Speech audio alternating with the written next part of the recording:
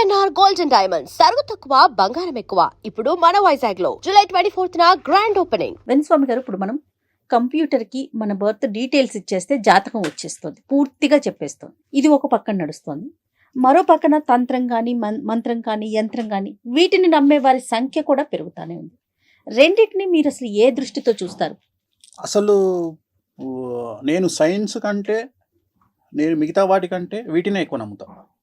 ఎందుకు నమ్ముతా అంటే తాంత్రికం కానీ భక్తి కానీ భయం కానీ దాంట్లో మార్పు ఏదైనా కావచ్చు. కొంతమంది దేవుడి దగ్గరికి భయంతో వెళ్ళే వాళ్ళు ఉంటారు, కొంతమంది భక్తితో వెళ్ళే వాళ్ళు ఉంటారు, కొంతమంది ప్రేమతో వెళ్ళే వాళ్ళు ఉంటారు. ఓకే, గూగుల్ సెర్చ్లో 2000 సంవత్సరం తర్వాత కనుక మనం గూగుల్ సెర్చ్ చేస్తే టోటల్ జనాభాలో 8% మంది భగవంతుడి వైపు వచ్చినట్టు, భక్తి మార్గం వైపు వచ్చినట్టు గూగుల్ సర్వేలు చెప్తున్నాయి.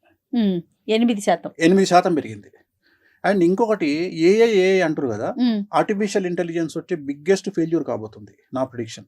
అంటే అది నేర్చుకోకపోతే, అది లేకపోతే భవిష్యత్తే లేదు అంటున్నారు కదా. కొన్ని జాబులు, కొన్ని జీవితాలకే క్వశ్చన్ మార్క్ వచ్చేస్తుందని వింటున్నాం. అంటున్నారు దానికి మీరేం చెప్తున్నారు? నేను అదే చెప్తున్నా. నేను నిజమైన వర్త్ ఉన్న క్యాండిడేట్, నిజమైన విద్య ఉన్న క్యాండిడేట్, ఆర్టిఫిషియల్ ఇంటెలిజెన్స్ రావడం వల్లనే మన వర్త్ తెలుస్తుంది. మీకు అర్థమైందా?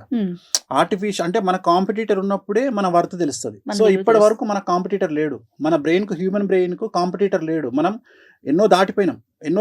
ఇప్పుడు ఏ అనేది మనకు ఒక కాంపిటీటర్కి వచ్చింది. వచ్చి ఇప్పుడు ఏమంటుందంటే నువ్వా నేనా అంటుంది. ఇప్పుడు నేను అని ప్రూవ్ చేసుకునే అవకాశం వచ్చింది. ఇప్పుడు చాట్ జీపీటీలో మీరు మీ డేట్ ఆఫ్ బర్త్, మీ టైం కొట్టంగానే జాతకం చెప్తుంది. అవును. మీరు వేరే జ్యోతిష్కుడి దగ్గరికి పోవాలంటే ఎప్పుడు పోతారంటే చాట్ జీపీటీ కంటే ఇంకేదో విషయం అవతల మీకు ఆ జ్యోతిష్కుడు చెప్పగలిగినప్పుడే పోతారు. ఆ పరిస్థితి వస్తుందంటారా? ఇప్పుడు ఆల్రెడీ ఉంది కదా. నేను అదే చెప్తున్నా.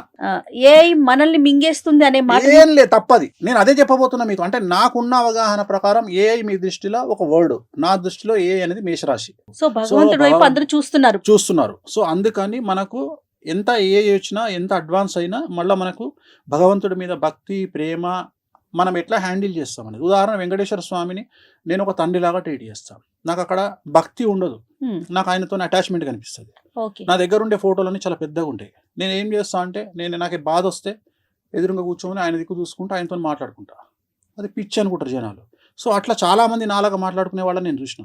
చాలా మంది హీరోయిన్స్, కొంతమంది హీరోయిన్స్ డాడ్ అని పిలుస్తారు వెంకటేశ్వర స్వామిని. వినడానికి కొద్దిగా అది మంచిగా మనకు అనిపించదు, కానీ వాళ్ళ దృష్టిలో అది కరెక్ట్. ఎందుకంటే ఒక తండ్రిగా భావించడం తప్పలేదుగా. సో అట్లా మనం ఎంత అటాచ్ అయ్యి ఉన్నాము అమ్మవార్లతోని, దేవతలతోని అనేది మనం పడే కష్టాల మీద ఆధారపడి ఉంటుంది, మనం కోరుకునేటువంటి ఫ్యూచర్ మీద ఆధారపడి ఉంటుంది. వేణుస్వామి గారు, ఇప్పుడు దశమహావిద్యలో 10 రకాల అమ్మవార్లు ఉంటారు. అందులో వేణుస్వామి గారికి ఎవరు నిర్దేశంగా నిలిచారు? ఇష్టమైన దేవత ఎవరు? బగళముఖి, స్ట్రైట్ అవే. ఎలా జరిగింది అది? అంటే నేనేం నమ్ముతా అంటే, మీరు పూజించే దేవుడు ఎవరు అనేది మీ జాతకం డిసైడ్ చేసి ఉంటుంది. సాత్విక దేవతన, అలాగే మిమ్మల్ని లైఫ్లో నిలబెట్టే గ్రహం ఏదో మీ జాతకం డిసైడ్ చేసి ఉంటుంది. నా జాతకంలో రాహు ఉచ్చ. ప్రస్తుతం కలియుగాన్ని పాలిస్తున్నది రాహు అనే గ్రహం. అలాగే బగళముఖి అనే అమ్మవారు కలియుగాన్ని కమాండ్ చేస్తుంది. ప్రోటోకాల్ దేవుడు వెంకటేశ్వర స్వామి. ప్రోటోకాల్ దేవుడు వేరు, అడ్మినిస్ట్రేషన్ దేవత వేరు. ఇక్కడ బగళముఖి అమ్మవారు ప్రస్తుతాన్ని రాహు మహర్దశ రాహు కమాండ్ చేస్తా ఉన్నాడు. రాహుకు అధిదేవత అంటే బగళముఖి. సో ఈ బగళముఖి అమ్మవారిని మనం ఎంత పూజిస్తే మనకు అంత అచీవ్మెంట్ అనేది పెరుగుతుంది. సో బగళముఖి అనే అమ్మవారు మిరాకిల్స్ క్రియేట్ చేయగలుగుతుంది. రాజును మీ జీవితంలో జరిగిన మిరాకిల్స్ చాలా జరిగినాయి. మిరాకిల్స్ అంటే నేను ఎక్స్ట్రీమ్ చూసిన. నేను అనేది ఎక్స్ట్రీమ్ చూసిన, చాలా ఎక్స్ట్రీమ్ చూసిన. నేను ఉదాహరణ 2016లో నేను ఢిల్లీకి పోయినప్పుడు ఒక 10 కార్ల కాన్వాయ్లో నేను ఒక్కడిని ఒక 40 మంది గన్మెన్లను పెట్టుకుని పోయినా.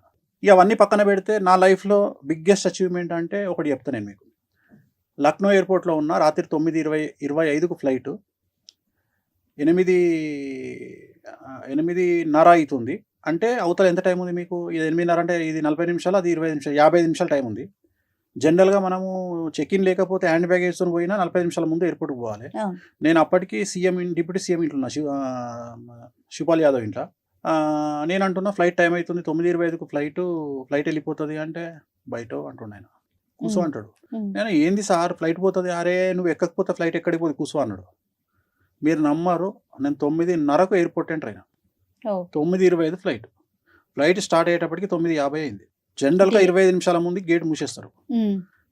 9:25 ఫ్లైట్ 9:50కి స్టార్ట్ అయింది, 25 నిమిషాల తర్వాత కదిలింది ఫ్లైట్. సో నాకు తెలిసి ఇంతకంటే ఏముంటుంది ఇక లైఫ్లో. అంటే నేను అనేది మన కోసం ఫ్లైట్ ఆపడం అనేది ఇక అది ఎక్స్ట్రీమ్ ఇక లైఫ్లో. ఓకే, ఇంత ఎక్స్ట్రీమ్ చూసారు కదా, ఇంత సాడ్ మూమెంట్ ఏదన్నా చూసారా? అంటే పీక్స్ చూసేశారు, చెప్పలేనన్ని పీక్స్ చూసానని చెప్తున్నారు. ఏదన్నా ఒక బాధపడిన సందర్భం, చాలా అతి ముఖ్యమైన ఒక సందర్భం చెప్పండి. 2001 అనుకుంటా, ఐ థింక్. నా దగ్గర డబ్బులు లేవు తినడానికి. సో డబ్బులు లేకపోతే నేను నా ఫ్రెండ్ ఉన్నాము. వాడు ఇప్పుడు అమెరికాలో మళ్ళీ లండన్లో ఉన్నాడు. శ్యామ్ అని మెడికల్ ప్రాక్టీస్ డాక్టరు. సో నాతో ఉండే అప్పుడు ఇద్దరం ఒకటి రూమ్ ఉన్నాము. నా దగ్గర అప్పుడు ఐ థింక్ 20 రూపాయలు ఎంతనో ఉంటే 2 ప్లేట్ ఇడ్లీ తీసుకొచ్చుకున్నాం. 2 plate idli extra chutney extra sambar తెచ్చుకొని పొద్దున ఒక ఇడ్లీ, వాడో ఇడ్లీ నేనో ఇడ్లీ, చట్నీ వేసుకొని తినాలి. మధ్యాహ్నానికి ఇంకో ఇడ్లీ ఉంటుంది. 2 ప్లేట్ ఇడ్లీ కదా, 4 ఇడ్లీలు. ఇంకో ప్లేట్ ఇడ్లీ వాడు నేను మధ్యాహ్నం తినాలా. తిన్నాక సాంబార్ మిగులుతుంది. రాత్రికి సాంబార్లో వాటర్ కలుపుకొని తాగేది. Only 1 day. నా లైఫ్లో 1 డేనే ఉన్నట్ల. అలాంటి ఒక రోజు వచ్చింది మీకు కూడా? నాకు వచ్చింది 2000 సంవత్సరంలో ఏలినాశంలో ఉన్నా.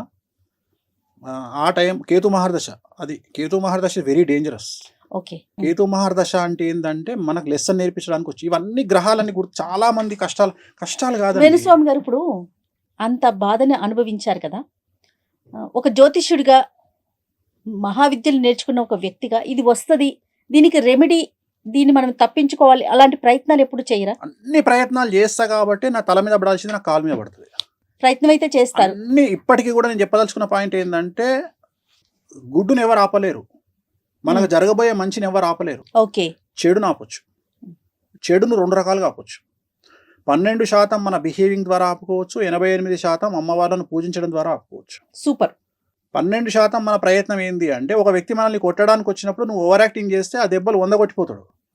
నువ్వు 12% నీ ప్రయత్నం ఏంటంటే వాని కాళ్ళ వేళ్ళ పడడం వల్ల వాడికి నీ మీద కనికరం వచ్చి వాడు కొట్టాలనుకున్న 100 దెబ్బలలో 50 కొట్టకుండా వెళ్ళిపోతాడు.